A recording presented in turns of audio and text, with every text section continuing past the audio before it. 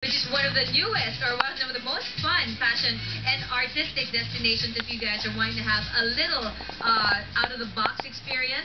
But right now, really, to take the cake is the book launching of Martin's Dilemma. And I have with me the illustrator, the lovely lady behind the wonderful pictures and images. I have Miss Cheryl Villanueva Hiranaka. Hi, Cheryl. Hi. And welcome to Chica. Tell me, I know you first and foremost as a furniture designer. So how did you jump into the realm of illustrator, especially for a children's book at that? I know. At first, a lot of people, when they saw my paintings, it's very naive. And so they would tell me, you know, you should do a children's book. And I would be so insulted. But then finally, and I don't do people. Like, I only paint my dog and my furniture usually.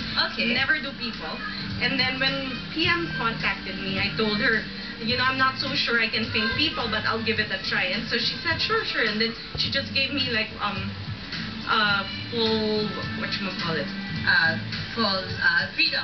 Freedom to do whatever I want. And then she just said, like, it's about Martine, and she told me the story it's about her niece. Showed me a picture of her niece, and that's about it. And then, so you're both first-timers. That's yes, a lovely collaboration between first-timers. But do you know, did you know each other ever since? Like, I'm wondering if it's one thing to also know you as an artist, as a painter. No, we met through the book. And she's actually related to my cousin.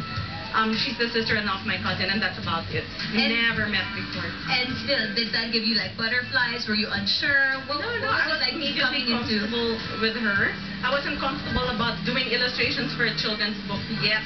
But then I really enjoyed myself, and I hope it shows with the work.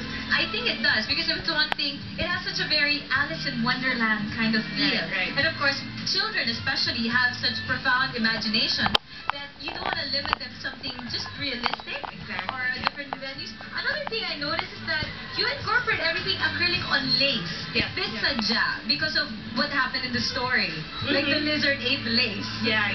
Also, and I love lace to begin with. Like, I wear a lot of lace, and even before the children's book, I have a lot of paintings with lace already. Because So I love, it's like your signature style as an artist? Yeah, with a dog. Pooch, my the dog? You love dogs? Yes and no. I have a dog, his name's Poochie, and I used to paint him just to show scale for the furniture, but then everyone just recognizes my work through my dog. It's like my signature. Okay, but putting together your love for furniture and of course your love for painting. So you're like your own advertising director, because the thing is you paint both, and in showing through exhibits and galleries, you also tell them, oh, by the way, I make that. So you found things merged together beautifully?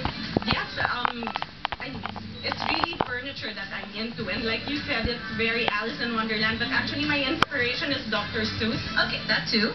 And so that's why the furniture kind of looks a little Dr. Seuss. Okay, and of course, besides Dr. Seuss, the lace, how did you conceptualize the star of the story, which is the lizard? The lizard? He's like, what, a gecko?